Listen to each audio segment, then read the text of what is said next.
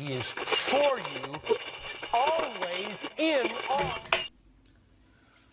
Olá, hoje, terceiro sermão da série, hoje, dia de Pentecostes, onde lembramos, né, de quando o Senhor cumpriu a sua promessa e desceu, mandou o seu Espírito até nós, quando desceu o Espírito sobre os apóstolos.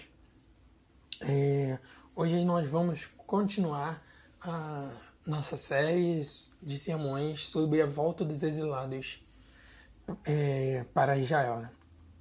No último sermão da série que a gente falou sobre, semana passada, a gente viu que a obra havia sido interrompida e a gente viu o que aconteceu durante esses 15 anos em que a obra não foi retomada, né? A gente viu que Deus usou os profetas Ageu e Zacarias para falar com o povo e fazer com que o povo voltasse a construir novamente o templo, né? A gente viu que Zacarias falou acerca das coisas, da glória que haveria de vir e acerca da santidade necessária. Lembre-se, tenha em mente aquela introdução que eu fiz sobre Esdras, capítulo 5, do 1 ao 5, quando eu expliquei a volta, né? Que aquela introdução ela também tem validade para o sermão de hoje. Uma coisa que é importante mencionar acerca das profecias que os profetas fizeram, todos os profetas fizeram, é que toda profecia que era proferida, o acontecimento dela dependeria acerca de como os israelitas receberiam a profecia, né? É o que fala lá em Jeremias, capítulo 18, do verso 1 ao verso 11, no texto que fala sobre, né, o barro e o oleiro. Mesmo que o povo, mesmo que Deus tivesse ordenado, tivesse proferido uma bênção ou uma condenação contra Israel, aquela profecia só ocorreria mediante... aquela profecia poderia não ocorrer mediante Israel pecasse ou obedecesse a Deus, respectivamente. Para que você entenda, você que é pai, que é mãe, você cumpre toda ameaça que você faz a seu filho, ou por vezes você só faz ameaças para que ele mude, né, o seu comportamento. Por exemplo, se eu for aí e achar, você vai ver só. Entenderam? Deus age da mesma forma quando ele diz que a profecia estava atrelada a justamente a maneira como Israel reagiria. Então, pense nisso, por exemplo, na profecia que Deus faz, por exemplo, né, que a gente viu em Ageu 2, quando ele diz que o Israel pós-exílio seria muito mais, né, próspero, mais rico, né, o templo seria muito mais rico. Né? O pecado no meio de Israel atrasaria muito das bênçãos que Deus prometeu. Dito isso, vamos para o livro de Zacarias.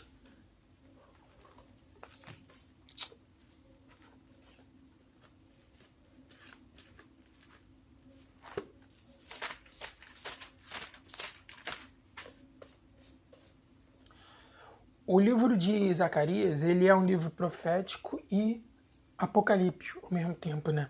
Ele também é apocalíptico, assim como o livro de Daniel também é. Ele contém diversas profecias gloriosas acerca do futuro de Israel e do futuro, também do futuro da humanidade.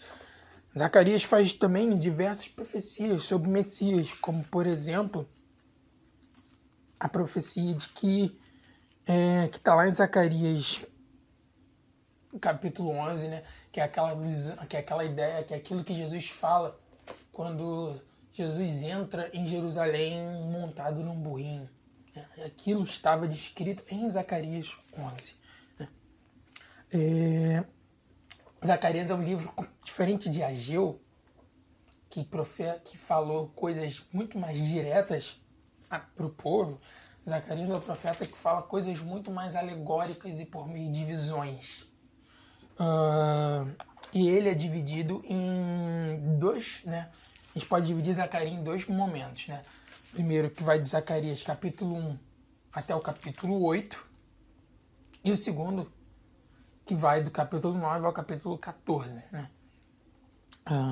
Primeira parte, de 1 a 8, fala muito mais diretamente aos exilados que viveram durante a construção do templo, durante aquele momento, né? A segunda parte, que vai do 9 ao 14, ela fala muito mais de coisas futuras, né? De aplicações muito mais, de momentos muito mais futuros, né? Para essa série, a gente vai se apegar e ver somente a primeira parte, que é do capítulo 1 ao capítulo 8. Essa primeira parte, ela contém, né, 8 visões que Zacarias tem numa noite e um momento de exortação que acontece depois, alguns anos depois, mas ainda dentro do momento de reconstrução do templo, né? Hoje a gente vai ver só as 8 visões. No próximo sermão da série, a gente vai ver esse momento de exortação que acontece depois, que é os capítulos 7 e 8. Então, hoje a gente vai ver só até o capítulo 6. Dessas 8 visões, 5 visões vão falar acerca da segurança de Israel. E 3 visões vão falar acerca de Zorobabel e Jesua. Todas essas visões têm algo a nos ensinar, né? E a gente vai seguir essa ordem. Primeiro falando sobre as visões que falam acerca da segurança e depois falando acerca das visões que falam sobre Zorobabel e Jesua. Entendeu? Então, vamos lá primeiro falando acerca da segurança. Eu não vou ler os textos, né, que falam acerca das visões. Vou mencionar alguns versos que forem relevantes, né? Então, a primeira parte da segurança, né, as visões que falam sobre segurança se encontram no capítulo 1, no capítulo 2, no capítulo 5 e no capítulo 6 até o verso de número 8. Né? Esse primeiro grupo de visões que falam sobre segurança, eles tratam, né, eles mostram que Deus irá confrontar os inimigos de seu povo, aqueles que maltrataram o povo no exílio, né? Pérsia, a Síria, a Babilônia. Deus é amoroso com os seus e vai contra aqueles que maltratam os seus filhos, ele vai contra aqueles que, né, atacam os seus filhos. Mas não foi o próprio Deus que mandou esses povos contra Israel? Como que essas coisas elas se relacionam? O fato do próprio Deus ter usado esses povos para seus próprios fins não exclui a ideia de que esses povos eles eram perversos e não viviam para a glória de Deus. Pastor Tim Keller, ao comentar acerca do porquê que Deus, né, ordena que Israel vá contra os povos de Canaã, lá quando está chegando, né, na terra de Canaã, lembra que todo esse sermão, toda essa série, toda essa volta do exílio, ela é um espelho, né, da saída dos israelitas do Egito para Canaã. Então, o pastor Tim Keller, quando ele vai comentar acerca do porquê que Deus manda Israel, né, sobre esses povos no exílio, em Canaã, ele vai dizer o seguinte, eu vou ler aqui para vocês. Abre aspas. Mas por que Deus ordena uma coisa dessas? A teóloga Meredith D. Klein chama isso de intrusão ética. Deus, naturalmente, sabe tudo do começo ao fim. Somente Ele tem o direito e a capacidade de saber quem será condenado no dia do julgamento, quando seu filho retornar, e de castigar antecipadamente as pessoas. Assim, Deus, o juiz de tudo e de todos, pode aplicar a justiça sobre essas pessoas agora em vez de esperar o último dia. Portanto, o julgamento futuro se introduz no presente. Isso não é totalmente comum, pois as bênçãos do Evangelho também são intrusões da graça futura no presente. Fecha aspas. Então, vamos lá. Nessa primeira visão, a primeira visão começa no verso 7 e vai até o verso 17 do capítulo 1. Zacarias vê cavaleiros montados em cavalos e esses cavaleiros dizem que há paz. Eles percorreram a terra e eles dizem que há paz na terra. Essa paz, ela se refere ao fato das nações estrangeiras acharem que vivem em paz. Elas viverem sem se importar que o Senhor estivesse irado com elas, viverem sem se importar de que na verdade elas estão em guerra com o Senhor por conta de seus pecados. Então, o anjo do Senhor vai questionar, né, até quando isso vai continuar? E Deus responde, né, com palavras consoladoras, né? Responde com palavras consoladoras, reafirmando o amor que ele tem pelo seu povo e diz que vai contra aquelas nações inimigas que estavam vivendo em paz e que ao fim daquela obra, ou seja, ao fim da obra, término do templo, Israel seria próspero. A segunda visão, que vai do verso 18 ao verso 21, né? Zacarias vê agora 4 chifres que representam as 4 nações que afligiram o povo, os judeus. A Assíria, a Babilônia, o Egito e a Pérsia. Após ver esses 4 chifres, ele vê 4 ferreiros que vêm para limar e moldar e amolar, né, esses chifres. E isso significa que Deus viria contra essas 4 nações para trazer terror e temor, terror e medo a essas nações. A terceira visão, que se encontra, né, em todo esse bloco, né, esse bloco do capítulo 2, né, Zacarias vê o anjo que estava com ele, do lado dele, com a fita métrica saindo para medir. Nesse momento, um segundo anjo vem ao encontro desse primeiro anjo e diz que Jerusalém estava tão cheia de gente, né, e que a glória de Deus, Jerusalém estava tão cheia de gente e que Jerusalém não precisaria de muro, porque o Senhor seria o muro que guardaria Jerusalém. Deus estaria...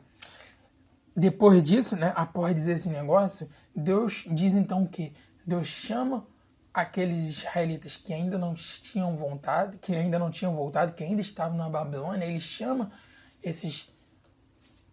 conclama esses israelitas a voltarem da Babilônia para Jerusalém, porque a partir daquele momento, porque a partir de agora Deus estaria de novo no meio deles e que por conta disso ele conclama eles a se alegrar, chama eles para que se alegrem, porque Deus está restituindo o seu povo, ele está trazendo o seu povo de volta e habitando novamente com eles. Pare de pensar um pouco com a mente do século XXI. Imagine-se na mente dos israelitas daquela época, né?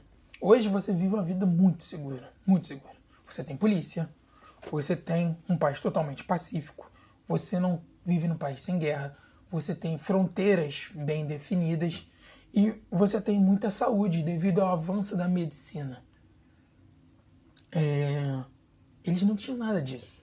Os israelitas nessa época não tinham nada disso. Eles não tinham, né, nessa época aqui em Jerusalém ainda não tinha muro. Eles não tinham polícia. Logo, tudo aquilo que estava para além do muro, né, dentro daquela concepção de cidade, tudo aquilo que estava para além dos muros da cidade era terra sem lei. Era muito inseguro, né? E aqui eles não têm muro, né? Além disso, eles não tinham a medicina que nós temos hoje e guerras eram constantes naquela época. A única segurança que eles tinham, que eles podiam confiar, era neles mesmos. E ainda assim, talvez isso fosse questionável. Porque talvez, né, esses primeiros israelitas que voltaram da Babilônia, muitos deles provavelmente não eram não tinham conhecimento de batalha, não tinham conhecimento de luta, não o suficiente para se defender. Então, a única coisa que eles podiam confiar era neles mesmos e olhe lá. Né? E ainda assim, o que Deus está falando por meio dessas visões que a gente está vendo aqui sobre segurança é que nem neles mesmos eles deveriam confiar, mas sim eles deveriam confiar em Deus. Eles deveriam confiar que Deus seria a segurança deles. O que Deus está falando, né, quando diz que vai de encontro, que vai confrontar as nações inimigas, é que Deus seria o guarda deles, que Deus seria... ou seja, tudo isso é uma mensagem de conforto àqueles corações inseguros. Deus seria, ou como diz aqui, né? Deus seria o muro ao redor de Jerusalém, muro de fogo ao redor de Jerusalém. Além disso, né, essas visões aqui sobre segurança nos ensinam sobre os atributos divinos, né? A gente vê que o Senhor é amoroso com seus filhos, Ele é um Deus misericordioso, a gente vê que Ele é um Deus justo, né? E é um juiz também. Por último, nessa visão ainda aqui, nessa terceira visão, a gente tem também a parte de escatologia.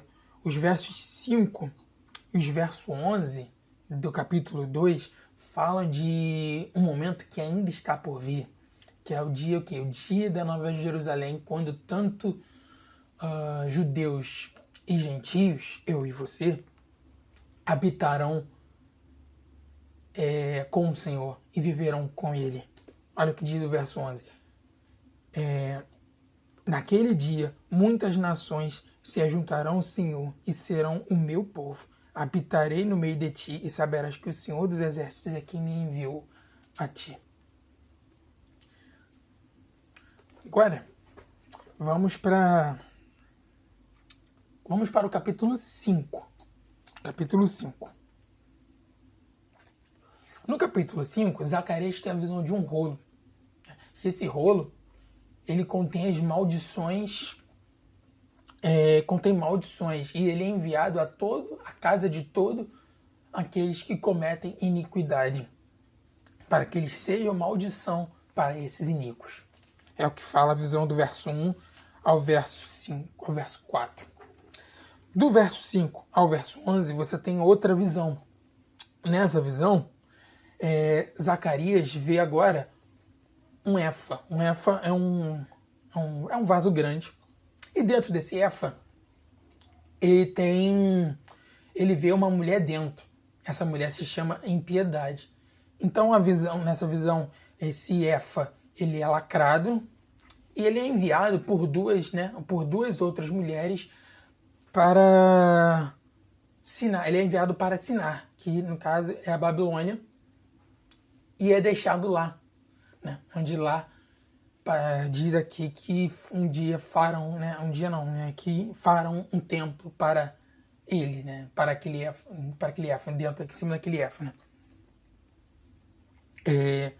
Na primeira visão que eu mencionei aqui, do capítulo 5, né? Rolo, né? Ao longo de várias outras visões, não só aqui, rolo aparece em várias outras visões várias outras visões de outros profetas. Ele está sempre ligado à palavra de Deus. Ele está sempre ligado à palavra de Deus, porque ele sempre contém coisas escritas, está sempre ligado à palavra de Deus, ou seja, à lei. Né? E da primeira visão, Deus dá um aviso de que a maldição da lei acompanharia todos aqueles que continuassem a desobedecer a sua lei. A segunda visão mostra o quê? Que eles deveriam deixar toda a impiedade, todos os seus pecados na Babilônia, que a partir de agora que eles voltaram da Babilônia era uma vida nova, né? Ano novo, vida nova. Ou seja, agora, voltando da Babilônia, eles deveriam viver uma vida, andar nos caminhos do Senhor e deixar todos os seus pecados na Babilônia. A impiedade ficou na Babilônia. Assim como a Torre de Babel também é assim, a Babilônia, ela é um símbolo de tudo aquilo que é contra o caráter de Deus. É por isso que o livro de Apocalipse, ele usa, né, a Babilônia como uma representação de tudo aquilo que é mal. Uma representação de tudo aquilo que vai contra Deus, vai contra o caráter de Deus. Como eu disse, né, esse sermão é um espelho, né, da saída dos israelitas do Egito para Canaã. Né? Assim como Deus ordenou os israelitas que não se misturassem com os ídolos que haveriam em Canaã, está lá em Levítico 18, 24, né? Assim como Deus ordena para esses judeus aqui, por meio dessas duas visões, que eles deveriam abandonar os seus pecados e viver para Deus, a partir de agora, nessa nova vida, deixar de Babilônia, assim também Deus diz para mim e para você que nós devemos largar nosso pecado e viver uma vida de santidade, que foi aquilo que a gente falou no último sermão. A gente não pode viver uma vida de pecado depois de ter sido liberto do pecado. Entenderam? O capítulo 6, até o verso 8, a gente vai ter a última visão. No caso, a última desse bloco de segurança, onde Zacarias vai ver 4 cavaleiros. 4 cavalos, que percorrem a terra para o norte, para o sul e para o leste. Né? Os cavalos eram os 4 espíritos, ou 4 ventos, né? O linguajar do hebraico sempre mistura, né? Sempre são semelhantes. Enfim, fazem os 4 espíritos que fazem, na verdade, alusão à onipresença de Deus. Né? Eles fazem alusão à onipresença de Deus. Né? O último cavalo, ele sai, né? Estava agitado e ele sai a percorrer toda a terra. E então, né, o Espírito do Senhor repousa sobre o norte. Aqui, o que Deus está mostrando, né, é que Deus seria o guardião de Israel, porque, dada a geografia da Palestina,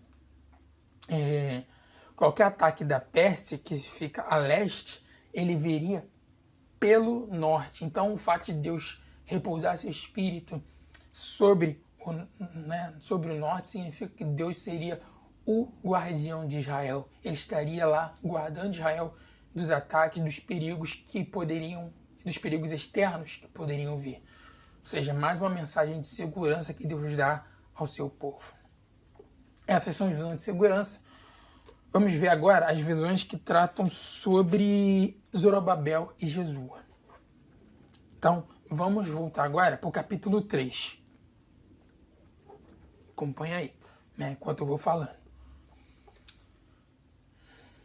As visões de segurança, elas acontecem no capítulo 3. Aliás, desculpa, as visões sobre Zorobabel e Jesua acontecem no capítulo 3, capítulo 4 e no capítulo 6, a partir do verso 9.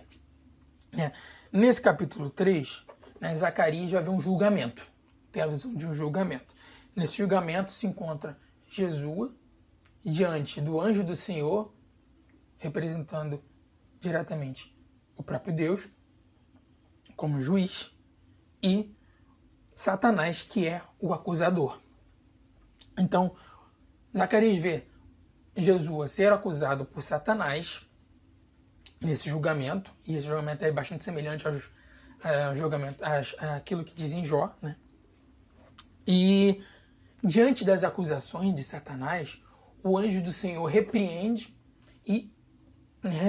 todas as acusações que Satanás faz contra Jesua, apesar das vestes sujas que Jesua estava vestindo. E diz o quê? Que Jesua, ele é como tição tirado do fogo. Quer dizer, ele é como brasa tirada do fogo. Tição é brasa. Quer dizer que, né, no caso aqui, ou seja, é uma característica, uma descrição, né, de todos aqueles que voltaram do exílio, né? E aí, após isso, o anjo do Senhor ordena que as vestes de Jesus sejam trocadas por vestes limpas, porque ele, como diz aqui, né, ele ordena que que Jesus seja vestido por trajes próprios, trajes de festa, ou seja, eram trajes bonitos e limpos, em contraste com as vestes sujas de pecado que Jesus estava vestindo, né? E aí ele, nesse momento, ele faz um pacto com Jesus, dizendo que se ele andar nos caminhos do Senhor, Jesus teria autoridade sobre o templo do Senhor, como sumo sacerdote.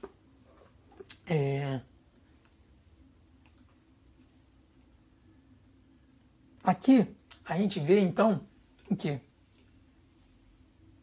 essa visão mostra a purificação do sacerdócio de Jesus, né? Assim como Jó, né, Jesus aqui é acusado por Satanás, mas Deus purifica Jesus, né, para mostrar algo ainda maior. Olha o que diz o verso 8. Ouve, pois, Josué, sumo sacerdote, tu e teus companheiros que se assentam diante de ti, porque são homens de presságio, eis que eu farei vir o meu servo, o renovo. Lembrando, Josué e Jesua são a mesma pessoa. Eles, né, Josué e os sacerdotes, são homens de presságio. Né? Presságio é um indício de que aquilo que está acontecendo é que algo está para acontecer, que algo representa uma outra coisa. Né? E aqui o texto é claro.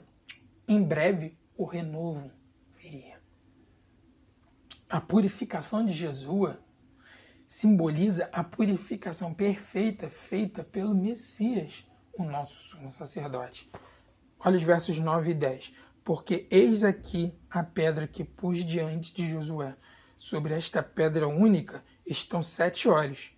Eis que eu lavrarei a sua escultura, diz o Senhor dos Exércitos, e tirarei a iniquidade desta terra num só dia. Naquele dia, diz o Senhor dos Exércitos, cada um de vós convidará o seu próximo para debaixo da vide e para debaixo da figueira. Naquele dia, para Josué, era o dia da expiação. Para o Cristo, seria o dia da crucificação. Então, capítulo 4. No capítulo 4, né, a visão agora, né, Zacarias vai ver 2 árvores. E entre essas árvores, ele vai ver, né, um candelabro com uma vasilha de azeite e 7 velas. Então, ao ver isso, ele questiona o anjo o que significam essas coisas. Então, o anjo rapidamente explica que essas coisas significavam que a força para construir o templo, a capacidade para construir o templo, não viria de Zorobabel e Jesua, mas ela viria exclusivamente do Senhor. Isso significa que Zorobabel e Jesua deveriam confiar em Deus que eles terminariam o templo, né? E aqui eu faço a relação com aquilo que a gente disse nas primeiras visões, nessas visões de segurança que a gente falou. Eles deveriam confiar no Senhor de que eles terminariam o templo, porque a força viria do Senhor. E que Deus aqui garante que Zorobabel, ele terminaria de construir o templo. E que o fato de Zorobabel terminar de construir o templo era um indício de que Deus estava com eles. No fim, eles iam poder dizer que, após a construção de todo o templo, eles poderiam dizer que, como diz aqui no verso 7, tudo foi por graça, tudo foi graça de Deus, foi graça de Deus que eles terminaram aquele templo. Né? E aí, o texto vai dizer que Zacarias não entende quem são aquelas árvores, ele questiona justamente quem são as árvores. E aí, né, o anjo vai falar que são os dois ungidos que assistem junto ao Senhor, ou seja, Zorobabel e Jesua. As árvores representam Zorobabel e Jesua. Então,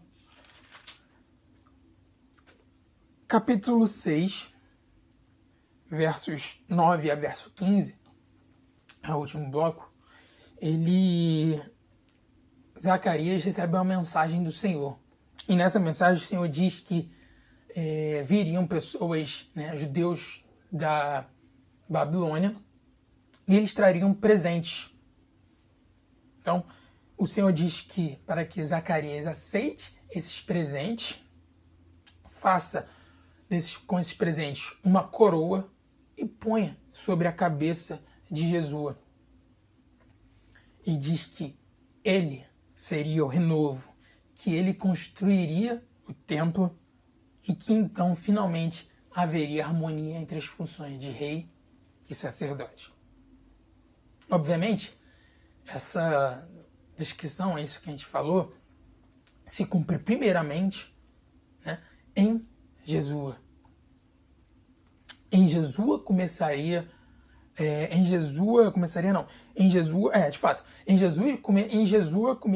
as bênçãos que haveriam de vir com a chegada do Messias. Entenderam?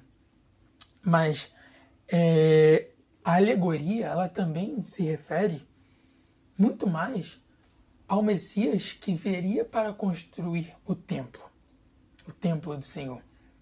É somente em Cristo que acontece o que diz aqui no verso 13 do capítulo 6. Ele mesmo edificará o templo do Senhor e será revestido de glória. Assentar-se-á no seu trono e dominará, e será sacerdote no seu trono e reinará perfeita união entre ambos os ofícios. É somente em Cristo que acontece isso aqui. Como diz no livro de Hebreus, é somente Cristo que exerce perfeitamente as funções de rei e sacerdote, porque o sacerdócio de Cristo ele é de uma ordem superior, ele vem da ordem de Melquisedeque, por isso Cristo exerce as funções de rei e sacerdote simultaneamente e perfeitamente. Tudo que dissemos aqui tinha o propósito de motivar o povo na construção. A segurança que Deus garantiria, a santidade necessária e a participação na construção de algo maior eram motivadores para que o povo construísse o templo e confiasse no Senhor para cumprir a missão que Ele ordenou. Hoje, você tem coisa muito melhor. Você tem o próprio Deus habitando dentro de você. A segurança que Deus te dá, ela é para além da morte, porque o Espírito que Deus mandou depois que ascendeu, esse Espírito é o que nos dá garantia para não só agora, mas também para além da morte. A santidade, como a gente falou no último sermão, ela é ainda mais necessária porque a consequência da desobediência da santidade na aliança de Cristo, ela é muito pior do que a consequência na antiga aliança. O Messias era, diante de tudo aquilo que eles estavam fazendo, o que os profetas estavam falando é que o Messias estava logo para vir. Logo, logo o renovo viria. Logo, logo o renovo chegaria. E, enfim, acabaria com tudo. Hoje em dia, Deus diz pra gente, logo, logo eu retornarei. Tão breve eu retornarei. Falta pouco. O Messias veio, mas ele vai voltar. Assim como Deus usou aquelas primeiras visões lá que a gente viu no início para acalmar o povo, né, para tranquilizar e confortar aquele povo que vive em meio à insegurança. Assim, Deus, por meio do seu Espírito, ele nos dá a segurança para todos os nossos problemas, inclusive para essa pandemia e também para todas as nossas seguranças em relação até além da morte. Quando a gente falou sobre a visão de Zacarias ao ver o julgamento de Jesus, se você parar para perceber, essa visão ela também é muito semelhante ao filho pródigo. Perceba, faça o link. O filho pródigo também estava todo sujo, todo e com as suas vestes sujas, e ele volta ao pai. Assim como Satanás, o pai também poderia acusar o filho. Afinal de contas, ele gastou tudo aquilo e estava voltando ali. Mas assim também, o filho pródigo, como acontece no filho pródigo, o pai abraça e toma o filho. E aqui na visão, é o anjo, né, do Senhor que representa o Senhor, no papel do Senhor, ele acolhe Jesus, dá novas vestes para ele, assim como o pai deu novas vestes para o filho pródigo e traz ele para si, faz uma nova aliança com Jesus, assim como o pai, né, estabelece o filho dentro de novo da sua herança. Perceba a semelhança que há entre as visões. O universo, ele pertence ao nosso Senhor. E quando nós possuímos o Espírito de Deus, isso nos basta. Ainda que o errado pareça ser maior do que o certo. Quando possuímos o Espírito de Deus, podemos descansar. Isso nos basta. Vamos orar?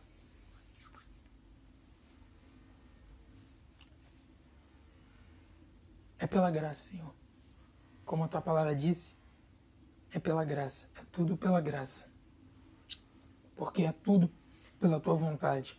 Todas as coisas acontecem conforme a teu querer. E toda a segurança que temos, ela deve vir primária e sumariamente de ti e não de qualquer outra coisa que a gente possa ter. Facilmente, se o nosso coração busca segurança no dinheiro que a gente tem, no trabalho, que é de onde tiramos nosso sustento, né, ou de homens que estão no poder, que supostamente deveriam nos garantir a nossa segurança, mas a nossa confiança não vem deles, Senhor. Não vem de nenhum deles, vem somente de Ti. Ela vem somente de Ti porque temos a certeza de que o Espírito que o Senhor prometeu quando subiu, ele veio sobre nós. Hoje, no dia de Pentecostes, hoje, o dia que lembramos do dia que o Senhor desceu o teu Espírito sobre os apóstolos e que a partir de então o Senhor cumpriu a promessa que o Senhor fez. E que por conta disso nós podemos ter garantia da nossa salvação, podemos ter garantia de que o Senhor está conosco, podemos descansar, ainda que o errado pareça ser muito maior que o certo nesse mundo, Deus. Porque a tua segurança ela vai para além dessa vida. Guarde essa palavra em nossos corações, Senhor. Ajuda-nos a entender as tuas palavras, as tuas escrituras, Deus. É o que eu te peço em nome de Jesus, amém. É isso. Esse foi o terceiro vídeo do nosso irmão. Espero que a gente possa continuar aprendendo muito sobre essa série. Por enquanto em vídeo, mas futuramente, pessoalmente, poderemos estar juntos e pessoalmente aprendendo juntos sobre essa série. Amém? É isso. Muito obrigado, meus irmãos.